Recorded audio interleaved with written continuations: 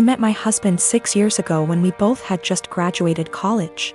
He was a lovely guy, handsome and very well put together. He loved muscle cars and weightlifting, and I loved everything about him. I fell in love with him instantly and was over the moon when he asked me to marry him. A year into our marriage, I became pregnant with our son and gained about 30 pounds. I was 5 feet 3 inches, 125 pounds before the baby and 155 pounds after the baby. I still fit into the same clothing sizes, so I didn't think I had gained too much weight and that it would come off with breastfeeding and some more exercise. After the baby, my husband started pressuring me to lose the weight. He said that his friends were making comments about how fat I had gotten and that he was not as attracted to me as he was before I had the baby.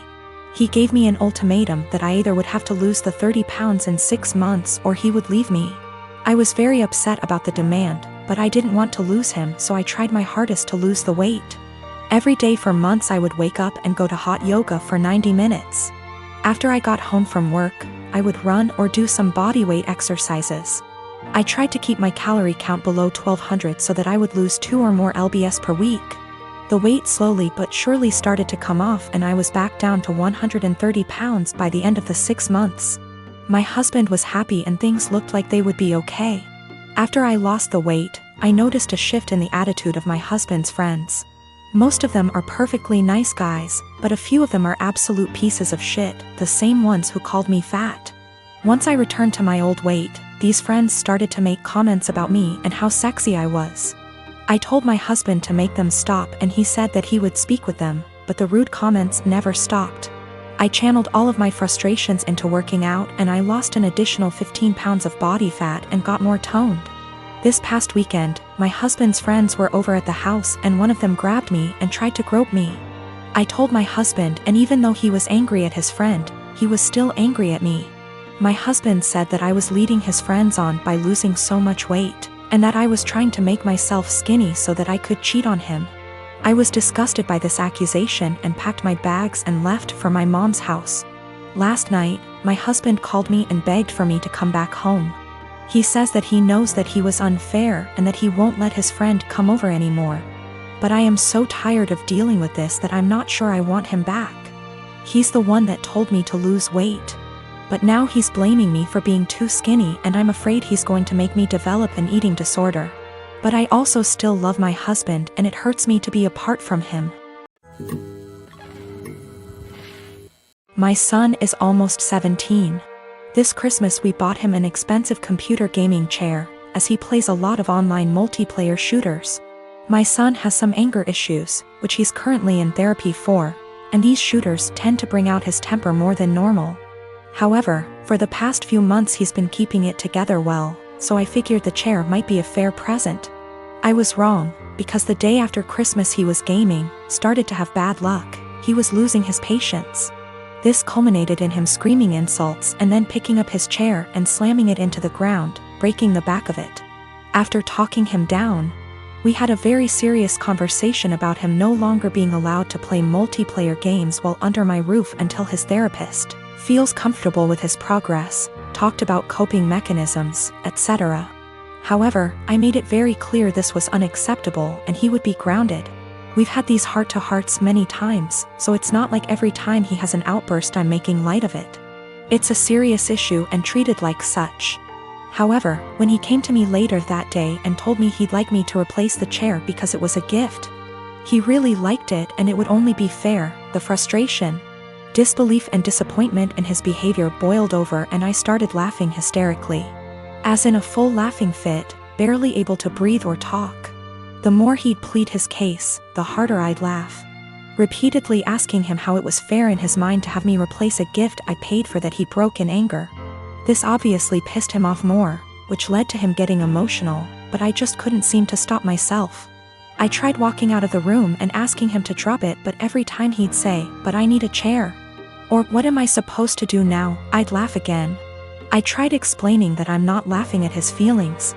I'm laughing at how absurd it is for him as a teenager to expect me to replace he can't be bothered to treat with respect, and then whine about it when he broke it. He's still pissed about it, and feels slighted. I feel bad for laughing, and honestly wonder if I had some sort of mini stress break myself. because it's never happened before and I couldn't seem to stop. But at the same time, I stand by the fact that his request was ridiculous enough to make most people want to laugh. I have been with my partner for 7 years. We initially met online, and after meeting in person a few times and realizing our affection for one another, we found it promising to move in together. I moved from California to Pennsylvania to be with him throughout graduate school. All was seemingly well during this time. I have never really had any reason to not trust him. I encouraged him to very much so, to try his best to make friends, or to explore hobbies on his own outside of the various ones we share, because I have my own passions. And I found we connected most when we met in the middle through conversations about these passions, through the act of explaining or showcasing what we've taken in or learned. Throughout these 7 years, he has struggled with very low self-esteem. And though I don't necessarily think of myself as the pillar of self-love, the depth of mine doesn't reach the low perception of his self-value. Because of this, he has seen and stopped seeing both a counselor and a therapist, and has been on medication to help for the last 6 months. Things were seemingly well between us, and continued to be pretty fluid. We continued to share things, and take long walks, and were pretty open-ended about where we stood in the relationship. If one was feeling a bit of an ebb, the other would pick up more of a share, and vice versa. However, things took a bit of a dip about 2 days ago when I felt the ebb and asked him about it. Initially, he said there was really nothing wrong. And perhaps I was just feeling this way because with our schedules we haven't been able to see one another for long periods of time like we are used to, which is true. But the feeling continued to irk me, and when I asked about it a second time, he confessed to me he had begun talking to another girl from another country via Instagram direct messages. And though things between she and him never crossed the boundaries of platonic friendship, he really loved the initial rush of someone asking him questions about his favorite movie, his favorite album, his favorite book. All things he and I already know very well about one another. I asked if he'd sent any selfies or anything risque, and he said no, though I can't confirm, because he deleted the messages. A good deal of me believes him, because of how open he was about the initial conversations to begin with. We slept apart, and I just felt really confused the entire night, because I couldn't really resonate with wanting that sort of attention from someone else. If anything, his yearning for that type of attention sort of hurt. It felt like I wasn't doing enough, or giving enough. The next morning, though I don't have an Instagram, and am not on the app, I went to check his using the desktop version, and found that posts where he once called me the love of his life, or a specific post with a gift I gave him that once said, "Greatest gift from the greatest girl," were still on his profile, but the words, girlfriend, or love of my life, were completed erased. With this realization, my confusion and hurt turned to very real heartache. I called him and asked if he had deleted these words from the specific posts, and with shame, he said yes, he did. When I asked why, he said it was because he just didn't want the attention from the girl asking him about himself to be disrupted if she found out he was in a long-term relationship. I guess this is where I asked the obvious and questioned why someone who is just asking about your favorite books, movies, etc., would be driven away by the fact that you have a girlfriend. And he said he didn't know why he did it, and that it was a massive mistake. At the risk of seeming toxic, and I will take full accountability for seeming so or being so, I asked him to please deactivate his Instagram for the time being while we sort through this, his Twitter as well. He did, and though I was feeling a bit of relief about that, I couldn't help but feel a bit saddened that he didn't choose to do that on his own for the benefit of our relationship. He had to wait for me to ask, which again, just made me feel like such a toxic and controlling partner. Two things I always strive to be so far from. When he got home from work, we discussed everything at massive length, and he continued to swear up and down that these conversations pertained strictly to music, movies, and books, and he didn't have interest in her. Just interest in the initial rush of the attention he was receiving. We read a few articles, and he broke things down to me as his self-esteem has never been lower. Despite his career as a doctor being at a high, and his finances in order, he felt things with his music weren't taking off.